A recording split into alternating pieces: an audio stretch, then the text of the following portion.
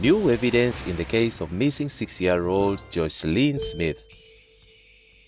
New evidence has emerged in the case concerning missing 6-year-old Joslin Smith, suspected to be the victim of kidnapping and human trafficking in Saldanha Bay. The National Prosecuting Authority (NPA) revealed this as the suspects charged in connection with her disappearance, including her mother Raquel Kelly Smith, returned to court yesterday. Smith, along with her boyfriend Jacqueline Apollis, Stefano Van Riel, and Loretta Lombard, made a brief appearance in the Vandenberg Magistrates Court on charges of human trafficking for exploitation and kidnapping. The accused were arrested on March 5th, several weeks after the grade 1 learner from Middelfos Primary School vanished without a trace. Yesterday's court proceedings were anticipated to lead the transfer of the case to the Western Cape High Court. However, the case was postponed to October 21st for further investigation. NPA spokesperson Eric Ntabazalila said new evidence has surfaced, prompting the state to request a postponement for additional inquiry. Ntabazalila said the postponement was considered final, ensuring the defense had the right to oppose should the state seek further delays after that date. If we lose that, the court may ask for an inquiry to find out whether our reasons are genuine and if there is a reason for us to request that. But if we lose that inquiry, we are not allowed to get a chance for postponement. Then we take a decision whether to transfer the case to the High Court, he said. Ntabazalila said the case will not be dismissed as there was sufficient evidence to proceed. He emphasized the significance of the new evidence that warranted the postponement request. The new evidence is on the present accused, and depending on what comes out of the evidence, we may add new charges depending on what out of it, Ntabazalila said. Bianca van Swingen from Missing Children SA further urged anyone with information about Joslin whereabouts to reach out to their organization. She said there were still numerous children missing across the country. These children should never be forgotten, and we need to feature their cases and make sure that everything is being done to bring that child or person back to their families, she said. Meanwhile, Ntabazalila added that the acting Chief Justice had authorities to decide whether the court should remain in Vandenberg to allow the local residents to attend the proceedings. If they ask us to come here, we will camp here until we finalize the case, he said. To report a missing child, visit missingchildren.org.za. On the other hand, school security guard arrested for allegedly assaulting and stabbing female learner. A school security guard appeared in court on charges of assaulting a female learner.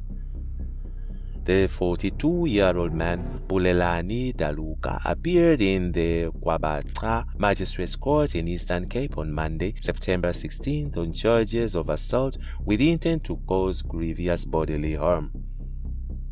South Africa Police Service SABS spokesperson Warrant Officer Majola Nkohli said the man allegedly stabbed the 20-year-old learner on the premises of Shushu Senior Secondary School.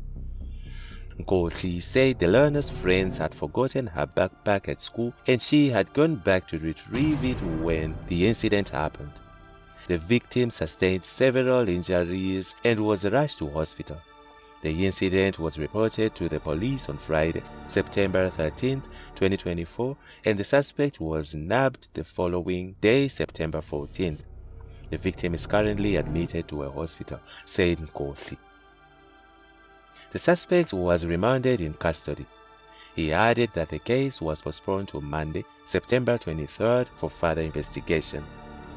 School learners are seemingly not safe, even from the people hired to protect them. In a similar case in Umlazi, KwaZulu-Natal, a learner was allegedly struck over the head by a school security guard. The boy's family said their 15-year-old was hit over the head with a plank by the substitute security guard at Swelihle Secondary School. The grade 10 learner's sister said there was a commotion at their home on Thursday. June 8, 2023, when other pupils from the school rushed to tell the family. They knocked loudly on the door and said they had grave news.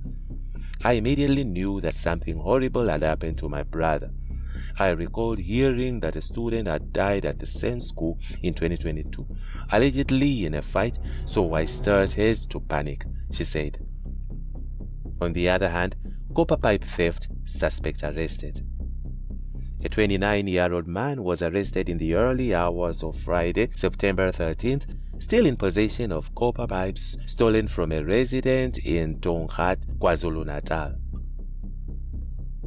According to Reaction Unit South Africa, RUSA, a resident of Plain Street contacted their Tonghat Operations Center at approximately 4:13 a.m.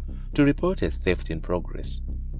The suspect was allegedly stealing copper water pipes from the property. The RUSA officers quickly responded to the scene and witnessed the suspect fleeing from the property. The man was taken to the police at Tonghat. The KwaZulu-Natal police spokesperson, Colonel Robert Nzwinda, confirmed the matter.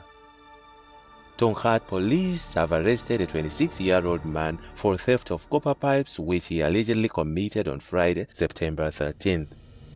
The suspect appeared in the Verula Magistrate Court on Monday, September 16th, said Nechunda.